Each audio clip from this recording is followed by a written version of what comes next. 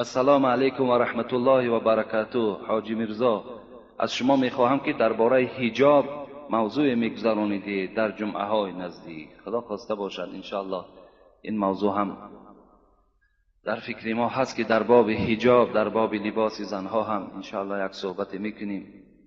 دوم اینکه درباره ترجمه سوره قاف موضوع میگذرانید که آن حالت این دنیا و آن دنیا را بیان میکند. از زبان شیرین شما شنیدن میخواهیم. سوم سوال این که منزل بابای آدم علیه السلام و مام حوا در کجا واقع است؟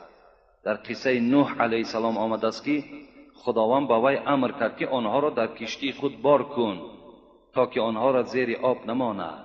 بعد از اینها آنها را کجا بردند؟ از شما عذر بسیار میخواهم که با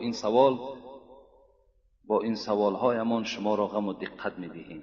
ما مخلصان اشدی از بازار کاروان در حق ما دعای خیر کنید که خداوند قلبهای ما را ممنوع از نور و یقین از ایمان بگرداند. خداوند عمر شما را دراز بگرداند. دوستداران شما نصرالدین و رستم و نام رستم خوب است یا نه؟ مرا ببخشید حاجی شیرین گفتار. در اسلام بهترین نام عبدالله و عبدالرحمن است.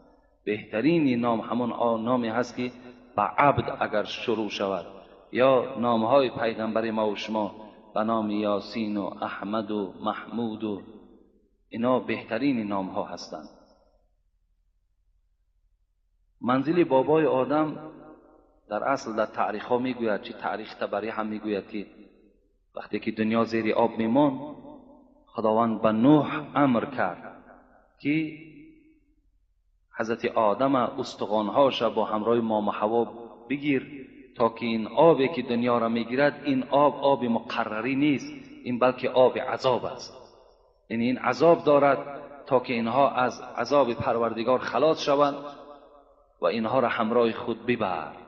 در اون تاریخ ها دیگر نگفته است که یعنی بابای آدم و مام حوا در کجا است، لیکن اینجا حاجی های هستند که زیارت کردن میگویند که در هندوستان است. یک حاجی دیگر او روز آمدن ما را زیارت، گفتن بابای آدم در بیت المقدس ما زیارت کردیم. برای همین من نمیدانم در کجاست، لیکن بسیارتر مردم میگویند که در همون هندوستان هستند. شاید دانستنش به ما و شما قدر شرط هم نیست. جایده باشن. خدا رحمت و مغفرت